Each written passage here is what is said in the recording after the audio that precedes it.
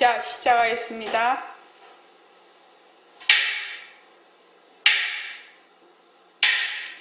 반갑습니다. 반갑습니다.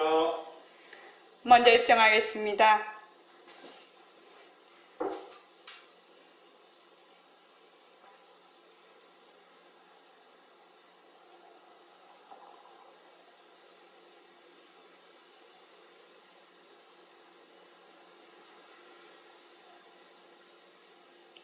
말하고 다시 하겠습니다. 말하고 듣는 이 자리가 바로 당장의 마음입니다.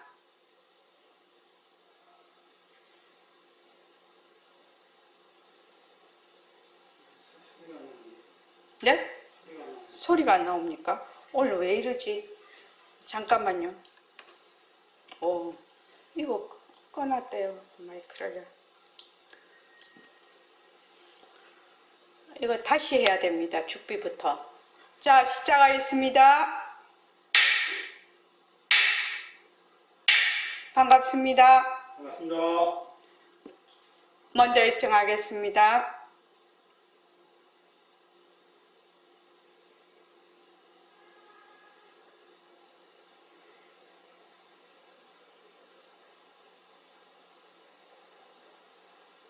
말하고 듣는 이 자리가 바로 당장의 마음입니다.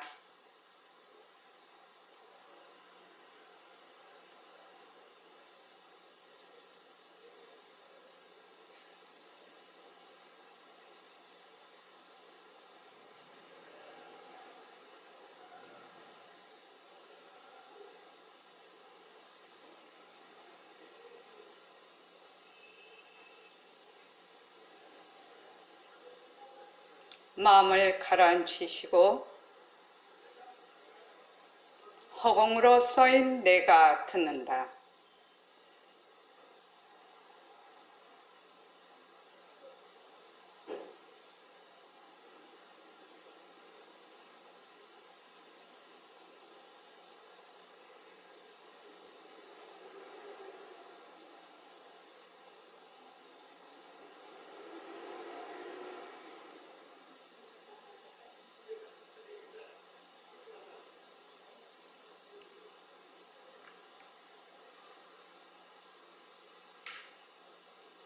손가락을 세우시고 자기 소리를 들으면서 합니다. 빛깔도 소리도 냄새도 없는 이 자리가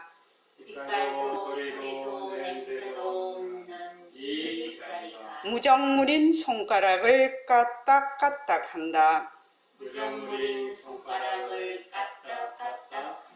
빛깔도 소리도 냄새도 없는 이 자리가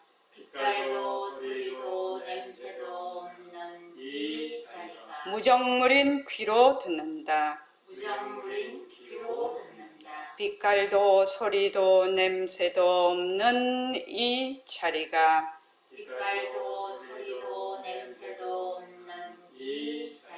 무정물인 입으로 말한다. 이 자리가 밥 먹고 일하고 이 자리가 공부하고 꿈꾸고 이 자리가 성내고 욕심내고 이 자리가 좋아하고 싫어한다. 빛깔도 소리도 냄새도 없는 이 자리가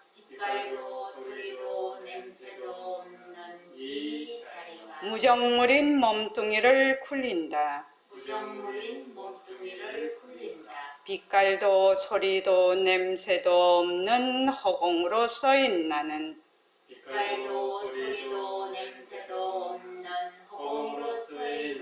자유로운 삶의 주인으로서 애착과 집착, 탐진치를 이어서 모든 생명들과 더불어 모든 생명들과 더불어 건강하고 따뜻하게 모습을 잘 굴립니다. 건강하고 따뜻하게 모습을 잘 굴립니다. 예, 합장하시고 법회에 참석할 수 있도록 도와주신 법회에 참석할 수 있도록 도와주신 불보살님과 선지식들과 불보살님과 선지식들과 모든 인연들에 감사합니다. 모든 인연들에 감사합니다. 감사합니다. 감사합니다. 도반님들 감사합니다. 도반님들 감사합니다. 예, 감사합니다. 우리가 그 불교 공부의 핵심이 뭐냐? 불교 공부의 핵심. 불교 공부의 핵심이 뭐죠? 나의 본래 면목이 무엇인가? 나의 본래 면목이 무엇인가? 이게 다른 말로 하면 나의 본래 모습이 무엇인가? 이제 보림선언에서는 백봉 선생님은 한 걸음 더 나아가서 나의 본래 면목을 되밟히고 또 모습을 잘 굴리자 이렇게 돼 있죠, 새말귀가. 그래서 이것이 불교 공부의 핵심입니다. 나의 본래 면목을 되밟히고 나의 자성을 되밟히고 나아가서 모습을 잘 굴리는 것. 이것이 이제 불교 공부의 핵심이 되겠습니다. 그러면 나의 본래 면목을 제일 먼저 되밟혀야 되겠죠. 되밟혀야 됩니다. 그러면 되밟히는 첫걸음이 뭐냐? 첫걸음이 모든 중생은 빛깔도 소리도 냄새도 없으면서 영특스런 슬기가 있다. 다른 말로 하면 청정강명, 다른 말로 하면 공적영지인 그 자리가 있다. 모든 중생은 본래 빛깔도 소리도 냄새도 없으면서 영특스런 슬기가 있다. 슬기가 있는 자리. 그것을 이제 백봉 선생님은 그렇게 표현하시죠. 우리의 본래 면목을.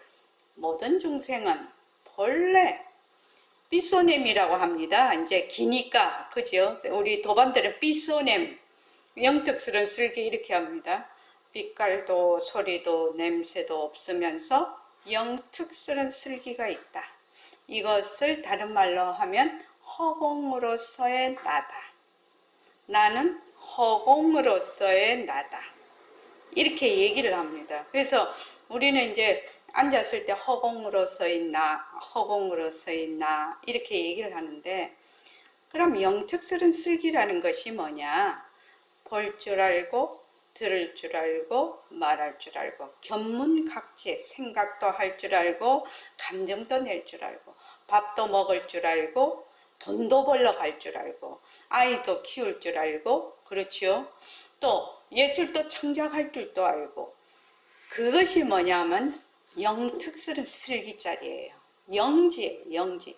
인연과 조건이 닿으면 모습이 드러나죠. 인연과 조건이 닿으면 모습이 드러나는 것도 영특스런 슬기, 그 강명, 영지의 작용입니다. 그러니까 우리가 지금 보고 듣고 말하고 하는 것은 본래 이 영지의 작용이라요. 영지의 작용. 그러니까 영지의 작용을 지금 영지를 안 쓰는 사람이 아무도 없어. 그렇지요? 지금 도반님들도 다 영지를 쓰고 계시죠? 한 번도 안 쓴 적이 없어요. 태어날 때부터 죽을 때까지 늘 쓰고 있어. 그래서 저번에 이제 그 백봉 선생님 법문을 들으니까 그날이 금요일인가? 들으니까 세상에서 제일 친한 사람이 누구냐는 거죠. 또 보통은 부모, 자식 이렇게 얘기하죠. 부모, 자식. 부부가 제일 좀 친하지요. 뭐 앙숙인 사람도 많지만 그래도 제일 친한 게 부부지요. 부부인데 부부보다 더 친해 이거는. 왜냐면 내하고 딱 붙어 있어. 너무 딱 붙어 있어가지고 늘 너무 딱 붙어 있어가지고 내하고 딱 붙어 있는 줄을 몰라서 어떻게 해요? 찾으러 쫓아다니죠. 막 바깥으로 찾으러 쫓아다니죠. 지금 내가 보고 듣고 말하고 뭐 좋아하기도 하고 싫어하기도 하고 이렇게 하는 것이 바로 우리 본래 영지자리인데 이 자리는 내팽개 쳐놓고 또 막 따로 찾으러 다녀. 찾으러 다니는 것도 영지자리의 작용이죠. 작용입니다. 그래서 모든 중생은 본래 불성이 있다. 이것을 이제 불성이라고도 하는데 이걸 무슨 법이냐고 하면 돈교법이라고 해요. 돈교. 뭘로 깨닫는 가르침. 뭘로 깨닫는 거. 그러니까 처음 우리의 출발점은 뭐냐? 빛깔도 우리는 본래 빛깔도 소리도 냄새도 없으면서 볼 줄 알고 들을 줄 알고 말할 줄 아는 영특스런 슬기자리가 있다. 이것이 출발선입니다. 보림선언에서 공부하는 출발선이에요. 그런데 이제 그것이 이제 허공으로서의 나인데 여기 이제 빛깔도 소리도 냄새도 없으면서 영특스러운 공적 영지한 자리가 있다. 청적 강명한 자리가 바로 나다. 이렇게 이제 시작은 했으나 처음부터 이제 그렇게 가려고 하니까 아득하거든. 그게 또 무슨 말인지도 잘 모르겠거든. 그러니까 그 다음에 딱 우리가 하는 게 뭐냐면은 자, 나라고 지금 생각하는 나라고 생각하고 있는 몸뚱이. 그러니까 오온에 속합니다. 색수상행식인데 몸뚱이와 정신작용. 그러니까 몸뚱이와 내가 쓰는 마음. 이것을 지금 나라고 하고 있거든요. 그래서 그 중에서 이 몸뚱이를 먼저 지금 나라고 하고 있는 몸뚱이를 먼저 관찰해 보자. 그러면 몸뚱이가 진짜 난가? 나 아닌가? 진짜 나라고 할 수 있는가? 그렇지 않은가? 그러기 위해서는 우선 몸뚱이를 잘 관찰을 해야 된다는 거죠. 몸뚱이를 잘 관찰을 하고 그 다음에는 내가 쓰는 마음을 잘 관찰을 해보자. 이것이 진짜 내 마음이라고 할 수 있는가? 이것이거든요. 비록 우리는 본래 허공으로서의 나다. 빛깔도 소리도 냄새도 없으면서 영특스러운 슬기자리다. 청정 강명한 자리다. 공적 영지한 자리다. 이게 전제 조건이에요. 우리가 공부를 하는데. 그런데 지금 나라고 하는 것은 부처님께서는 공적 영지가 바로 나라고 하고 청정 강명 자리가 나라고 했는데 나는 지금 그렇지 않거든. 나는 형편이 어때요? 맨 몸뚱이를 나라고 하거든요. 내가 쓰는 마음을 내 마음이라고 하거든. 그러니까 나는 우선 몸뚱이가 내가 아닌가를 잘 관찰해보자. 이것이 이제 이 새말기 안내서에 처음 들어가는 거지요. 그래서 우선 19쪽을 한번 보십시오. 19쪽. 19쪽을 보면 나에게로 다가가기라는 게 있죠. 나에게로 다가가기. 자, 그 위에 보면은 모두가 세상에 나 아닌 사람이 없어요. 나 아닌 사람이 없어요. 그래서 누구나 다 공부를 할 수가 있는 겁니다. 누구나 다 허공으로서의 나니까요. 그 나에게로 다가가기 요거 한번 읽어볼게요. 자, 시작. 사람들은 깨달음과 행복, 자유를 얻으려 하고 괴로움과 고통은 버리려고 합니다. 깨달음, 행복, 자유를 얻으려는 것은 누구인가요? 그야 물론 나입니다. 그렇다면 괴로움과 고통을 버리려고 하는 것은 누구인가요? 그것도 나입니다. 행복해도 내가 행복한 것이고 자유로워도 내가 자유로운 것이고 괴로워도 내가 괴롭지 않습니까? 만약 행복과 괴로움 속 속에 있어도 내가 없으면 무슨 상관이 있겠습니까? 아, 그렇군요. 그 밑에도 읽어보십시오. 그런데 그런데 우리는 그것들을 찾으려 하고 버리려고 하는 나에게는 관심이 없고 내용물에만 관심이 있습니다. 깨달음과 행복과 자유를 얻으려고 하기 전에 괴로움과 고통을 버리려고 하기 전에 먼저 나에게 가까이 다가가서 자세히 관찰해 봐야 되지 않겠습니까? 네, 그럴 것 같습니다. 우리는 항상 내가 있다라고 전제하고 있습니다. 모든 것을 내가 있는 곳에서 시작한다는 사실을 자각하기도 어렵습니다. 아마 내가 있는가 하고 물어본 적도 거의 없을 겁니다. 저도 그렇습니다. 원래 내가 있는 거 아닙니까? 우리 함께 스스로 질문하고 생각해 봅시다. 내가 있다. 내가 있는가? 무엇을 나라고 하는가? 그것이 진짜 나인가? 그것을 자세히 관찰해 보자. 나라고 하는 몸과 마음을 자세히 관찰해 봐야 되지 않겠습니까? 나에게 질문하고 스스로를 관찰해 보라고 하니 놀랍습니다. 얻기 위해서, 버리기 위하여 밖으로 내달리던 방향을 나에게로 되돌려야 합니다. 그리고 이런 질문도 해봐야 할 것입니다. 세상이 있다. 세상이 있는가? 무엇을 세상이라고 하는가? 그것이 진짜 세상인가? 그것을 자세히 관찰해보자. 나와 세상에 대해 질문하고 관찰해 보아야 하는 거군요. 우리 모두가 당연히 그렇다고 알고 생각하고 있는 것에 대해 스스로 근본적인 질문을 해봄으로써 뒤바뀐 생각을 바로 잡을 수 있는 문이 열립니다. 뒤바뀐 생각을 바로 잡는 것이 수행이고 분별망상을 가라앉히는 것이 수행입니다. 또한 진짜 나를 찾는 것이 수행이고 인생 문제와 생사 문제를 해결하는 것이 수행입니다. 그런데 수행은 특별한 사람들만이 할 수 있고 어렵지 않습니까?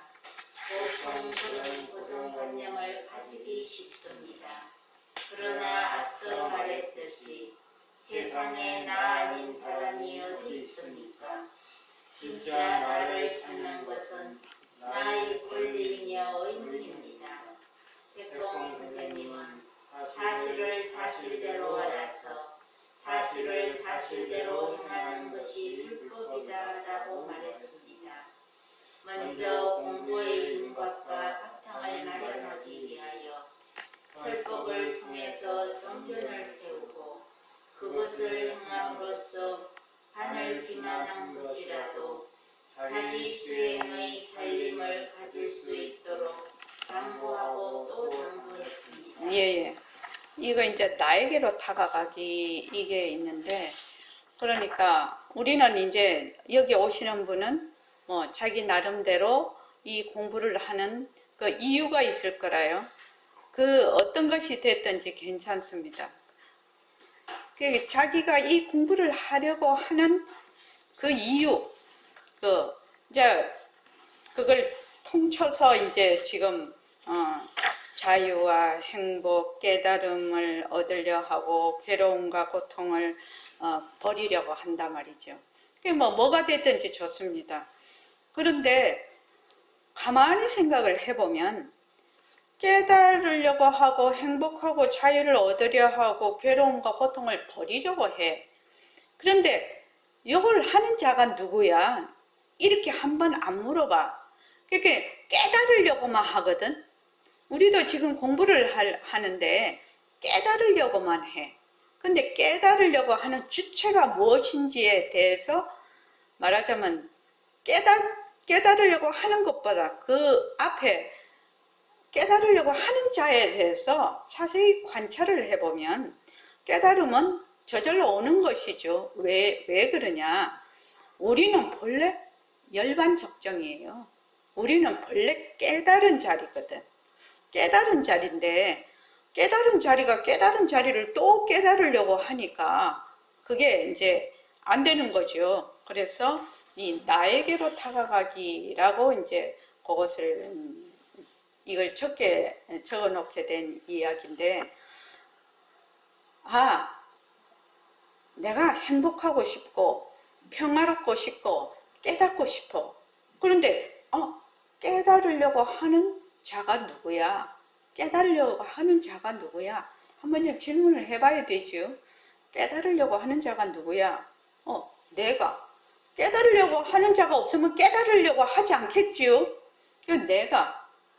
그럼 도대체 이 내는 무엇을 나는 내라고 해서 깨달으려고 하지?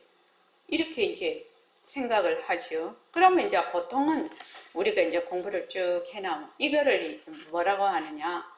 자, 분별식이라고 하거든. 분별의식, 제6식, 분별망상, 분별식이라고 하는데, 요 분별식은 늘 주체와 객체로 나누어서 늘 좋다, 나쁘다, 이것이다, 저것이다, 늘 분별을 해요. 이것을 이제 세상 사람들은 내 마음이라고 해. 그걸 내 마음이라고. 그게 내 마음이 아닌데, 그거는 그림자인데. 몸도 또한 우리의 그 본래의 공적 영지한 청적 강명한 자리에서 인연과 조건으로 나툰 환화, 그러니까 그림자인데 우리는 자꾸 그걸 실체라고 알고 있거든요. 그러니까 우리가 공부를 하려면 어떻게 해야 되느냐? 본래 우리는 청정 강명한 자리다. 그런데 청정 강명한 자리는 말은 들었지만 실제로 나는 내를 가만히 보면 나는 몸뚱이를 내라고 하고 있거든. 그러니까 몸뚱이에 대해서 먼저 관찰을 해봐야 된다는 얘기입니다. 그래서 거기 보면은 제일 먼저 공부를 하는데 어떻게 해야 되느냐, 어떻게 수행할까요? 자, 다 같이 한번 읽어볼게요. 저는 여태까지. 자, 읽어봅시다. 시작. 저는 여태까지 수행이란 어떤 특별한 사람이나 장소에서 하는 특별한 것이라고 생각했습니다. 수행을 하려면 어떻게 해야 합니까? 먼저 수행에 대해 바르게 아는 것이 중요합니다.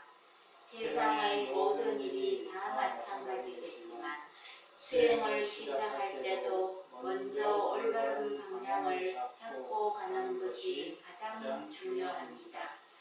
그렇지 않으면 열심히 노력은 하지만 엉뚱한 방향으로 갈 수 있기 때문입니다.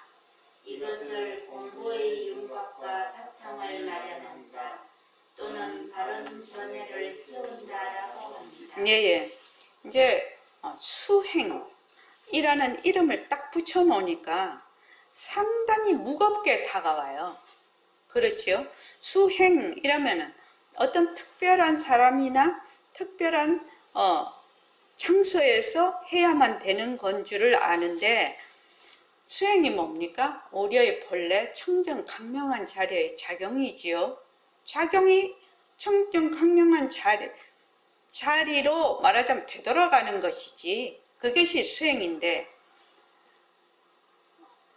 지금 여기서 우리가 모든 사람들이 보고 듣고 말하고 걸어갈 줄 알고 또 좋아하기도 하고 싫어할 줄도 알고 그렇게 하지 않은 사람이 어디 있냐는 거지요. 그런데 단지 그것이 본래의 우리의 청정 강명한 자리의 작용인 것을 본인이 알지 못하고 자꾸만 그 모습에 들러붙는 거지요. 모습에 주저앉아서 그 반연심, 망심을 쓰는 거죠. 그런데 본래 이것이 우리 청정 강명한 자리의 작용이구나. 그래서 좋다 하면 좋은 것을 쓰고 싫다 하면 싫은 것도 쓸 줄 알고, 그렇지요? 말을 할 줄도 알고 말도 쓸 줄, 그게 쓴다라고 얘기를 하죠. 작용이니까 말도 할 줄 알고 벌줄도 알고. 근데 이제 제가 한번 물어볼게요. 저 뒤에도 써놨지만, 자, 여러분들이 눈을 뜨고 지금 보고 있어요. 그지요?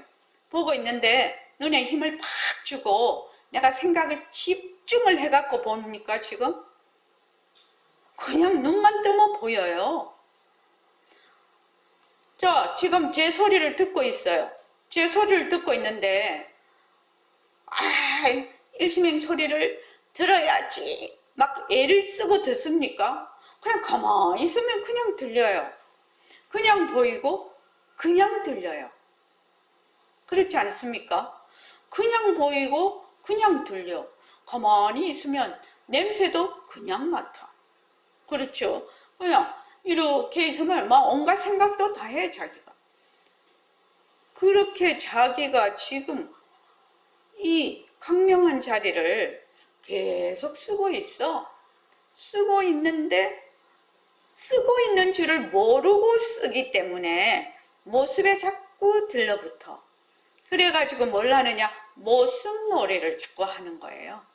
그게 이제 모습놀이인데, 이 모습이라는 것은 본래 우리의 그 청정 강명한 자리에서 인연과 조건으로 나타난 강명의 작용이거든요. 그래서 여러분들이 이거 생각하면 하나도 어려울 것이 없어요. 제가 자꾸만 죽 얘기를 하지요. 냄비에 죽이 퍽퍽 끓고 있어요. 벌떡벌떡 끓고 있는데 죽이 막 퍽퍽 끓어오르면 어떤 모양이 자꾸 생겨. A, B, C, D 이렇게 죽이 펄쩍펄쩍 끓어오르는데 그 죽도 뭐다? 그 죽은 끓었다가 다 사라져버리죠. 사라져버려. 그게 이제 모습이라고 볼 수가 있는데, 근데 재료는 뭐예요? 본래 죽이에요, 죽. 그러니까 우리가 이런 모습을 다 놔두고 있고, 이런 생각, 저런 생각, 뭐 어쩌고 저쩌고 다 해도 뭐다? 재료는 뭐지요? 본래 청정강명의 그 재료라. 재료 자체가. 그러니까 본래 이제 그 보안보살장에 아주 잘 나와 있는데, 그 원각경에 이제 시절 인연이오면 한번 그 보안보살장을 한번 할 필요가 있는데, 일체만법은 전부 다 평등하고 청정하고 무변하고 막 이렇게 나옵니다. 근데 우리 저기 보림선언에서도 백봉선생님 딱 얘기를 해 놓으셨죠? 묘명도반님 뭐라고 얘기해 놓으셨죠? 지금? 잘 모르겠어요. 졸았어. 하루 종일 일해서 힘들지. 자, 아니요. 나는 그래서 눈 뜨고 있어서 내를 보는 줄 알았다. 자, 1차 도반님요. 절대 평등성이요. 상대성은 절대성의 굴림새. 이것이 바로 그거예요. 상대성은 절대성의 굴림새지요. 그러니까 상대성의 재료는 뭐다? 절대평등성. 그러니까 절대성이라는 얘기죠. 온갖 모습이 다 일어나도 뭐다? 절대평등하다. 모습이 없고 또 청정하다. 무변하다. 평등하다. 이런 것들이 다 들어가게 되는 거죠. 그래서 상대성은 절대성의 굴림새라는 것이 엄청난 얘기죠. 엄청난 얘기인데 우리가 이제 그 뜻을 깊이 알지를 못하니까, 그럼 지금 이게 놔두어 있는 내 눈으로 보는 육근, 육진이 만나서 육식이 일어나는데 이 세상을 보고 내가 어쩌고 저쩌고 하면서 살아가는 거, 이것 자체가 전부 다 뭐다? 절대성의 굴림새라는 거예요. 절대성의 굴림새예요. 물론 이 굴림새는 실체가 있는 것이 아니죠. 인연과 조건으로 생긴 모습이죠. 모습이에요. 모습이니까 그것이 실체가 있는 것은 아니나, 어떻게? 그 본래 재료는 절대성이라는 거지요. 그래서 이제 상대성도 허공성, 절대성도 허공성 이렇게 얘기를 하는 거죠. 그래서 상대성과 절대성이 둘이 아니다. 이렇게 얘기를 하는 겁니다. 그러니까 우리는 본래 지금 청정 강명한 자리, 깨달은 자리죠. 본래 불성 자리죠. 거기서 온갖 인연과 조건으로 그 강명의 작용이 일어나고 있어. 강명의 작용이 일어나고 있는데 우리는 깜빡 내가 본래 강명한 자리라는 걸 잊어버리고 무엇에? 그 강명한 자리에서 인연과 조건으로 생긴 모습에 자꾸 달라붙는 거지요. 달라붙어서 거기서 온갖 그 분별망상을 하고 있지요. 그러니까 자꾸 이제 내가 있다, 나다, 몸뚱이가 나다, 내가 있다, 네가 있다 하는 것도 전부 다 뭐다? 분별망상에 속하는 거예요. 분별망상에. 그래서 본래 일체의 모든 법은 일체유심조라고 하죠. 일체만법은 본래 진심에서 나왔어. 다른 말로 하면 상대성은 절대성의 굴림새라. 엄청난 얘기입니다. 실은 이 얘기가. 그 이제 백봉 선생님이 이거를 이제 한자어로 얘기를 하지 않고 이제 당신의 말로 이렇게 척 해놓으니까 상대성은 절대성의 굴림새 이렇게 말을 하면서도 이것이 일체유심조라는 뜻이구나. 이게 이제 잘 마음에 안 와닿지요. 그런데 가만히 생각을 해보십시오. 상대성이라는 것은 일체만법인 상대성은 본래 흐련독존인 절대평등성인 절대성의 말하자면 작용이다 이 말이지요. 굴림새라는 것이 작용이다. 그럼 뭐 상대성의 재료는 절대성이죠. 그러니까 지금 우리가 지금 내 몸서부터 내가 쓰는 여러 가지 망심조차도 전부 다 그 재료는 뭐다? 절대성이다. 그렇게 딱 우리가 공부를 하기 시작을 하면 백봉 선생님이 늘 말씀을 하셨잖아요. 너희들이 절대성과 상대성이라는 이 두 마디가 너희들 공부를 10년은 앞당긴다고 했거든. 그러니까 이게 이제 개념이 팍 서는 거라. 이게 개념이 이게 어떻게 되는지를 딱 알겠어. 그런데 이제 이 상대성의 특징은 뭐냐? 상대성의 특징이 뭐지요? 장혜원 도반님. 모습이 있고 또 헛것이고 또 자체성이 없고 또 시공간이 있고 생사가 있고 그렇지. 생멸이 있고 또 시공간이 있고 생사가 있고 지금 안고 없는 찐빵 되려고 한다. 자꾸만.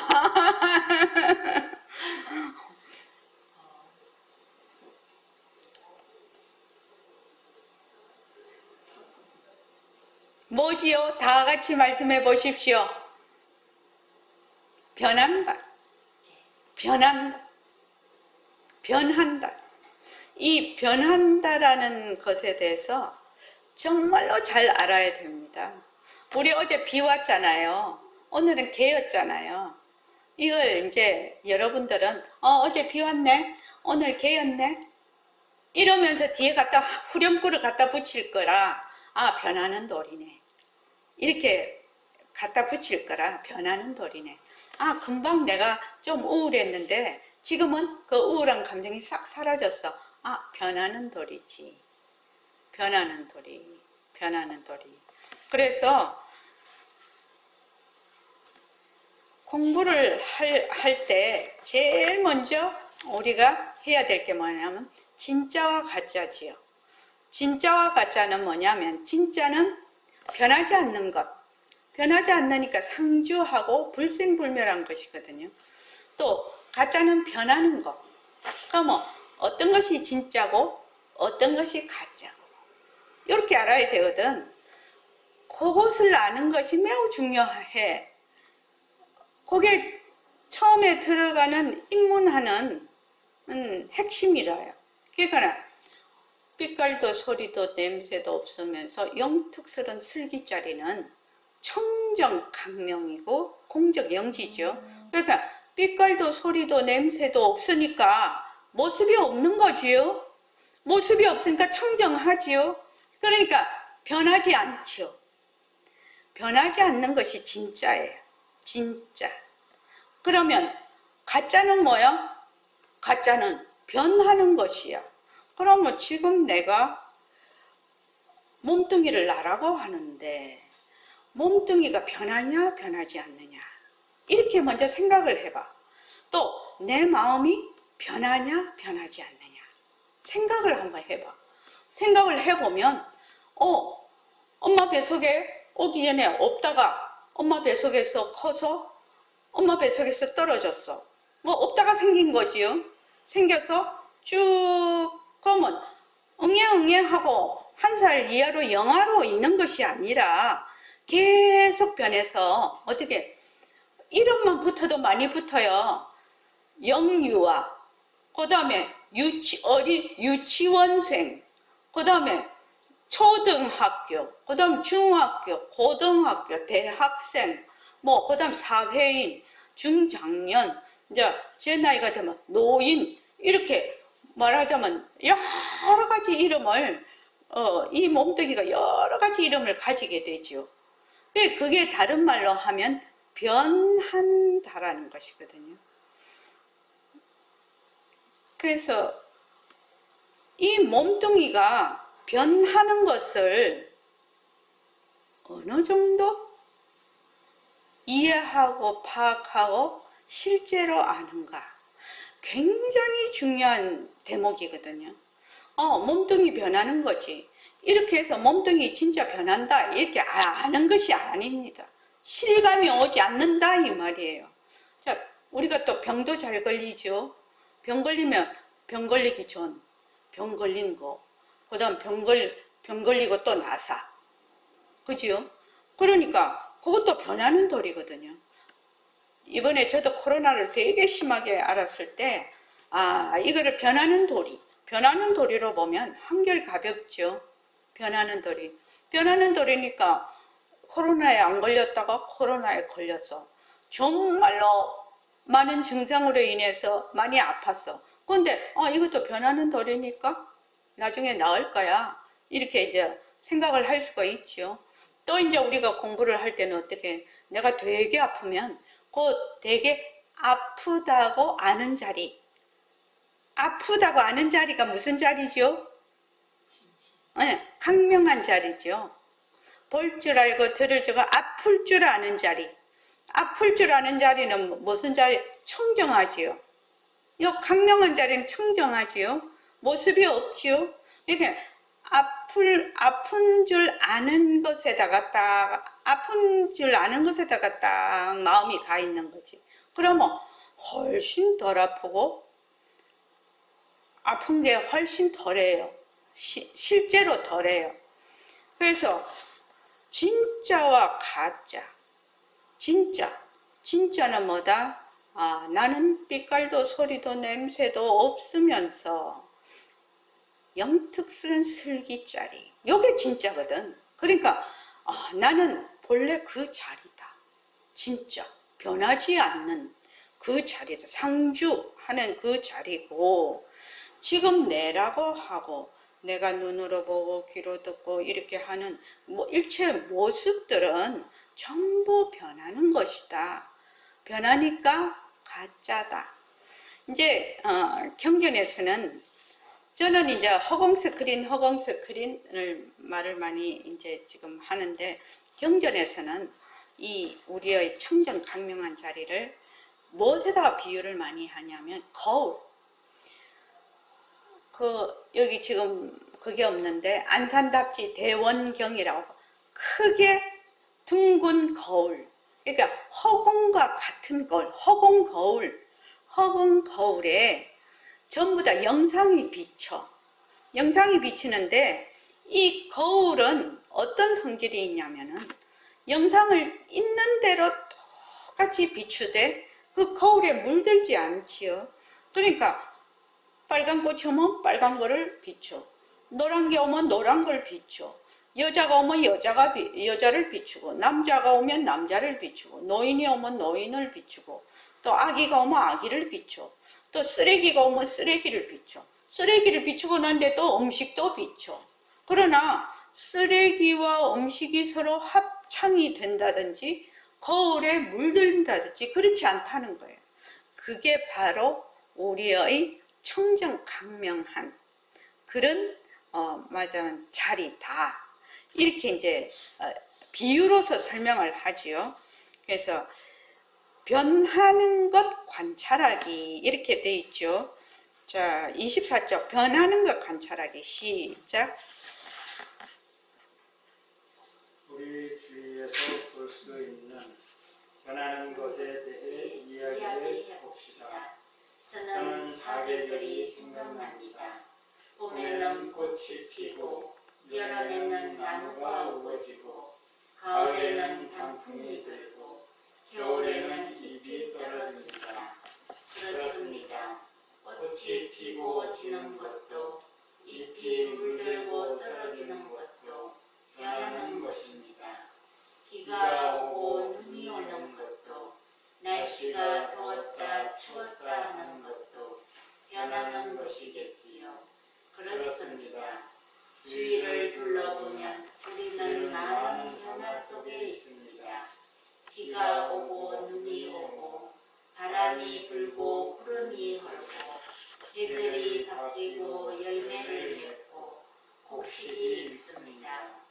지금까지 그런 생각 없이 보던 모든 것들을 변하는 것이라는 관점에서 보니 신기하고 재미있습니다. 그뿐만 아닙니다. 우리가 자라고 늙고 심장이 뛰고 피가 흐르고 눈을 깜빡이고 숨을 쉬는 것도 변하는 것입니다.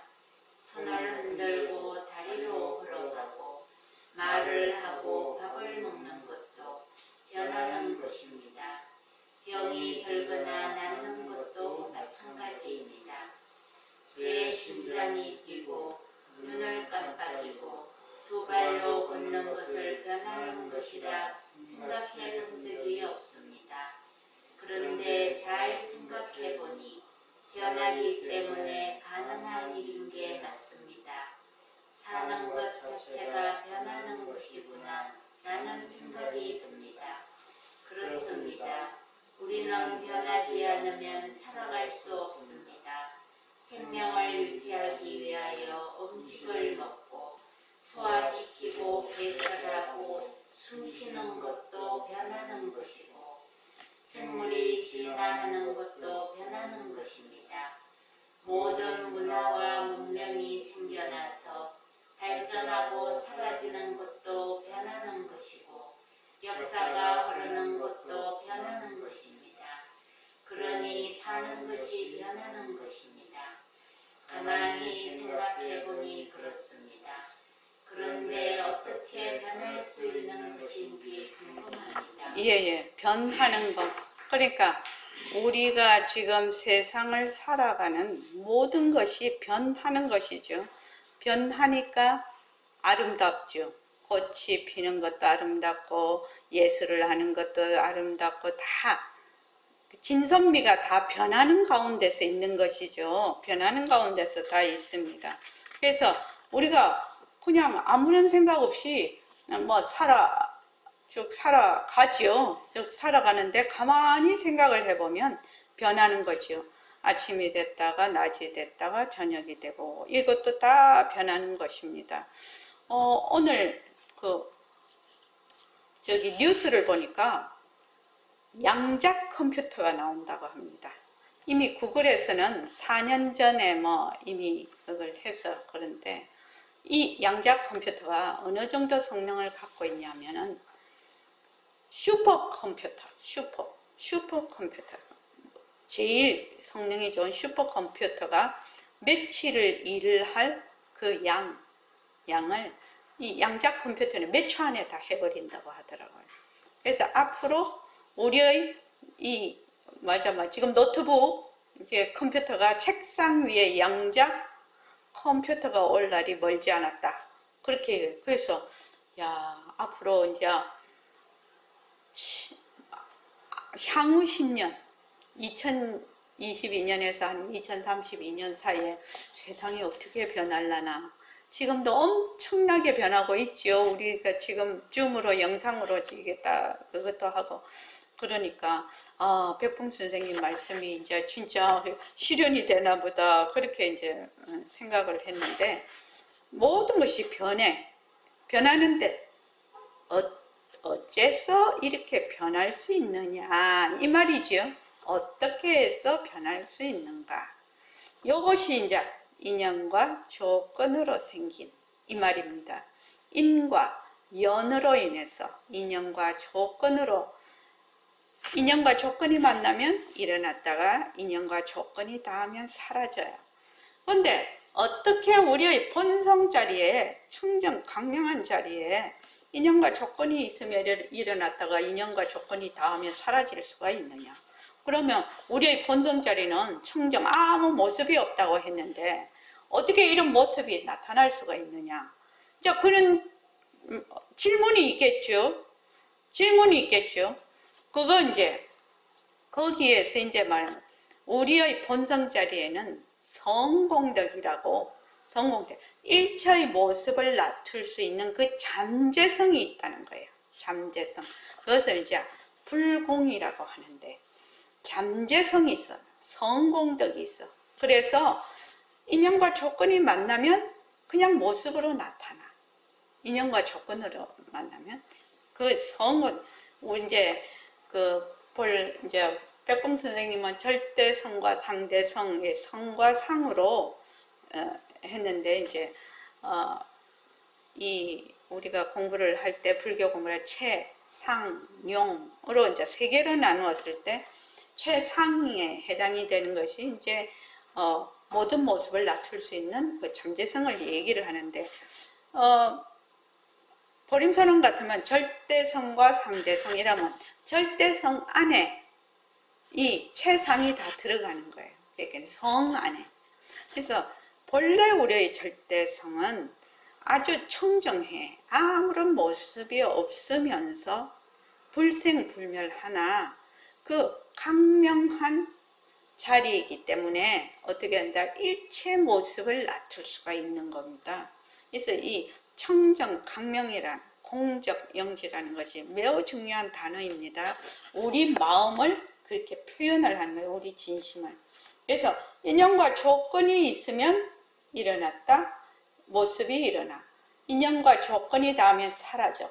그래서 이것을 뭐라고 하지요? 이걸 뭐라고 하지요? 변한다라고 합니다. 변한다라는 것은 바로 강명의 작용이거든요.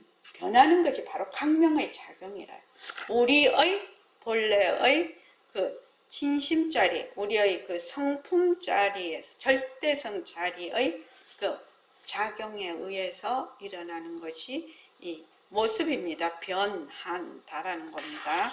그래서 28쪽 좀 보십시오. 28쪽, 29쪽. 자, 29쪽. 인연과 조건이 있으면 생겼다가 인연과 조건이 없으면 사라지는 것을 뭐라고 한다? 변한다. 그러니까 모습으로 일어나는 것은 전부 다 연기라고 했지요. 부처님께서 연기법입니다. 인연과 조건을 해서 일어났다. 인연과 조건이 닿으면 사라진다. 그런데 그 인연과 조건으로 일어난 모습은 뭐가 없다? 자체성이 없으니까 그걸 불교의 용어로 뭐라고 한다? 불교의 용어로 뭐라고 하지요? 해안도바님, 불교의 용어로 뭐라고 하지요?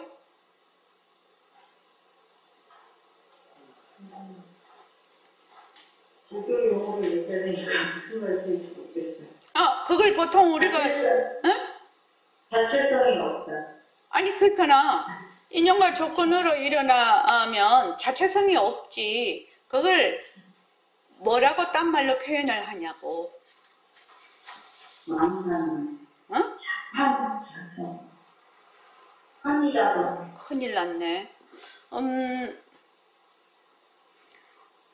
이런 것들이 굉장히 뭐라고 하나 기초기 때문에, 불교 공부를 하는 기초기 때문에 내가 맨날 설명을 하죠. 인연과 조건으로 생긴 모습.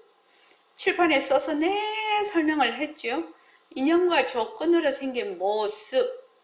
그 모습은 뭐야? 인연과 조건으로 생겼다는 것인데, 인연과 조건이 없으면은 사라진다는 게 모습이거든요. 그 모습은 뭐가 없다? 실체가 없다라는 말이죠. 자체성이 없다라는 말이죠. 그것을 불교에서 뭐라고 한다? 공하다. 빌공자. 공하다라고 말을 한단 말이지. 공하다. 그래서 일체의 모든 모습은 공성이라고 하는 거예요. 공성. 뭐라는 실체가 없다. 실체가 없어. 무엇이다? 그림자다, 그림자. 그림자예요, 그림자. 거울에 비친 그림자다. 허공 스크린에 비친 그림자다. 일체의 모습이 내 몸뚱이를 비롯해서 내가 쓰는 마음, 세상, 모든 것이 전부 다 뭐하다? 공하다. 그래서 모습공식을 하면 연기와 공성에 대한 실제적인 자기의 말하자면 체험, 그 다음에 적용, 생활에 적용이 가능하다고 얘기를 하는 것이거든요. 말로만 본래 우리는 빛깔도 소리도 냄새도 없는 자리이고 영특스러운 슬기가 있어. 허공으로서의 나야. 그리고 일체 모습은 전부 다 상대성은 절대성의 굴림새야. 이렇게 말을 하면 진짜 한 방에 척 알아들어가지고 그냥 자기가 실생활에서도 그대로 척척 적용을 한다면 무슨 그 걱정이 있겠나마는 우리 그렇게 안 된다라는 거죠. 그렇게 안 돼요. 그러니까 그 빛깔도 소리도 냄새도 없으면서 영특스러운 슬기자리다. 그 슬기자리에서 일체 모습을 놔두어. 그런데 이것을 내가 실제로 경험을 하고 적용을 하려고 하니 무엇을 만들었다? 그래서 모습공식을 만드는 거거든요. 그래서 모습공식을 만드는 거예요. 그러니까 불교는 재행무상 재범무화를 모르면 안 돼요. 삼법인이 뭐야? 재행무상 재범무화 일체계고거든. 그러니까 재행무상 일체의 인연과 조건으로 생긴 모든 현상은 뭐다? 변한다라는 거죠. 무상, 항상하지 않다라는 뜻이에요. 그 다음 재범무화. 재범무화는 뭐야? 인연과 조건으로 생긴 모든 모습은 뭐다? 실체가 나라는 실체가 없다라는 뜻이죠. 그래서 일체계고는 뭐예요? 인연과 조건으로 생긴 모든 것이 재행무상 재범무화인지 모르면 어떻게 한다? 무지지요. 무지예요. 그 무지로 인해서 일체가 다 고통이 되는 거예요. 괴로움이 되는 겁니다. 그래서 부처님의 삼법인을 보통 우리는 어떻게 보느냐? 세상을 사실대로 못 보거든. 세상을 사실대로 못 보기 때문에 이것을 사실대로 보게 하기 위해서 부처님의 삼법인을 잘 이해하고 경험하고 적용할 수 있도록 만든 것이 모습공식이다. 이렇게 제가 늘 설명을 하지요. 그리고 나는 본래 허공으로서의 나야. 일체만법은 전부 절대성의 굴림새야. 이거는 말마디지요. 이 말마디로는 내 살림이 안 돼. 보림선언에 가서 배우기는 배웠는데 뭘 배웠는지 몰라. 보림선언 이렇게 막 이제 법회를 할 때는 아는 것 같아. 하도 많이 들어서 이해하고 있는 것 같아. 그러나 법회 딱 끝나면 어떻게 돼? 뭘 배웠는지 잘 모르겠고 뭘 했는지 잘 몰라요. 그거는 왜 그러냐? 그 모습 공식, 실제로 자기가 생활 속에서 모습 공식을 실제로 해서 그것을 자기가 연습을 쭉 해서 재행무상, 재법무와 일체계고라는 것이 이러이러한 뜻이구나. 그래서 본래 나는 빛깔도 소리도 냄새도 없으면서 영특스러운 슬기짜리구나. 이렇게 이제 결론으로 가야 되는 거죠. 근데 모습 공식을 안 하면 기초가 안 닦여요. 기초가 안 닦여서 확인은 맨 하는데 실력이 안 늘어. 이게 실력이라고 하면 말이 좀 이상하지만 이제 지혜지요, 지혜. 지혜가 자꾸만 증장이 돼야 되는데 이거를 안 하니까 지혜가 증장이 안 돼요. 그러니까 공부를 하기는 하는데 자기도 답답해. 그래서 내가 이제 오늘 그 새말기 안내서를 이제 법회를 하려고 법회 준비를 이제 한다고 집에서 이제 가만히 이 몸뚱이 관찰하기를 이제 할 차례인 거는 알아요, 제가요. 아는데, 이 앞에서 한 번쯤 다시 리마인드를 해야 되겠구나. 그렇게 해가지고, 가야 되겠다. 이렇게 생각을 해서 제가 이제 앞에 다시 했는데, 다 아는 얘기죠, 여러분들이. 다 아는 얘기인데 실제로 내가 마음에 와닿냐? 이거는 별개의 문제라는 겁니다. 이거는 완전 별개의 문제예요. 그런데 자기가 이것을 만약에 나는 아니까 뭐 또 똑같은 말 하네, 또 똑같은 말 하네, 이렇게 하면은 좀 곤란하죠. 자, 요 새말기 한번 읽어봅시다. 우리 오래간만에. 자, 모습 공식서부터. 자, 한번 읽어봅시다. 시작. 모습은 자체성이 없다. 모습은 변한다. 모습은 헛것이다. 모습에 머물 수 없다. 모습을 잘 굴리자. 눈으로 보는 모든 빛깔은 변한다. 헛것이다. 머물 수 없다. 귀로 듣는 모든 소리는 변한다. 헛것이다. 머물 수 없다. 코로 맡는 모든 냄새는 변한다. 헛것이다. 머물 수 없다.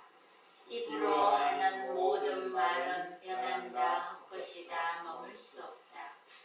혀로 보는 모든 맛은 변한다. 헛것이다. 머물 수 없다. 몸으로 닿는 모든 감촉은 변한다. 헛것이다. 머물 수 없다. 뜻으로 헤아리는 모든 요령은 변한다. 헛것이다. 머물 수 없다. 예, 그러니까 요거는 육진 경계를 얘기를 하고 있습니다. 육진 경계. 그 다음에는 이제 육근. 자, 눈은 자체성이 없다. 자, 시작. 눈은 자체성이 없다. 눈은 무정물이다. 눈이 보는 것이 아니다. 귀는 자체성이 없다. 귀는 무정물이다. 귀가 듣는 것이 아니다. 코는 자체성이 없다. 코는 무정물이다. 코가 냄새 맡는 것이 아니다. 입은 자체성이 없다. 입은 무정물이다. 입이 말하는 것이 아니다. 혀는 자체성이 없다. 혀는 무정물이다. 혀가 맛보는 것이 아니다. 몸은 자체성이 없다. 몸은 무정물이다. 몸이 감촉하는 것이 아니다. 뜻은 자체성이 없다. 뜻이 요령하는 것이 아니다. 어디에? 예, 빛깔. 빛깔도 소리도 냄새도 없는 내가 무정물인 눈으로 본다. 빛깔도 소리도 냄새도 없는 내가 무정물인 귀로 듣는다. 빛깔도 소리도 냄새도 없는 내가 무정물인 코로 냄새 맡는다. 빛깔도 소리도 냄새도 없는 내가 무정물인 입으로 말한다. 빛깔도 소리도 냄새도 없는 내가 무정물인 혀로 맛본다. 빛깔도 소리도 냄새도 없는 내가 무정물인 몸으로 감촉한다. 빛깔도 소리도 냄새도 없는 내가 요량한다. 빛깔도 소리도 냄새도 없는 내가 무정물인 몸뚱이를 굴린다. 예. 그러니까 허공으로서의 내가 청정강명한 자리가 바로 온갖 모습을 굴리고 있는 거죠. 그 다음 바탕 공식이요. 자, 모습을 본다. 허공 속의 모습을 본다. 모습은 허공에서 생겨나서 허공으로 사라진다. 모습에 들어앉으면 허공을 잊어버린다. 텅 빈 허공을 본다. 나는 허공으로서의 나다. 예, 성품을 넣어서 해봅시다. 성품을 단위 모습을 본다. 모습을 본다. 성품 속의 모습을 본다. 모습은 성품에서 생겨나서 성품으로 사라진다. 모습에 들어앉으면 성품을 잊어버린다. 텅 빈 성품을 본다. 나는 성품으로서의 나다. 예, 바탕. 모습을 본다. 바탕 속의 모습을 본다. 모습은 바탕에서 생겨나서 바탕으로 사라진다. 모습에 들어앉으면 바탕을 잊어버린다. 텅 빈 바탕을 본다. 나는 바탕으로서의 나다. 네, 지도리 공식. 상대성은 가짜다. 절대성이 굴린다. 빛깔도 소리도 냄새도 없으면서 빛깔도 소리도 냄새도 나툰다. 허공이 하나니 지도리가 하나요. 지도리가 하나니 생명이 하나다. 네, 그 밑에 읽어보십시오. 허공으로서의 내가 허공으로서의 모습을 잘 굴린다. 예, 허공으로서의 내가 허공으로서의 모습입니다. 이 모습의 본래의 재료가 뭐라 했어요? 바로 청정강명한 그 자리에서 나온, 그 자리에서 인연과 조건으로 나온 모습이죠. 그러니까 청정강명한 바로 그 재료라요. 이 재료가 모습도. 그러니까 허공으로서의 내가 허공으로서의 모습이에요. 모습도 허공으로서의 모습이에요. 그러니까 허공으로서의 나하고 이 모습하고 이렇게 절대성과 상대성을 말하자면 이렇게 처음에는 구별을 하지요. 왜냐하면 처음에 입문을 할 때는 그렇게 공부를 해야 되죠. 공부를 해야 되는데 일체유심조거든. 일체유심조. 일체의 모든 모습은 일체만법은 어디서 나왔다? 우리의 본래의 진심자리, 청정강명한 자리, 본성자리에서 나온 거거든. 일체유심조가 그 뜻이거든요.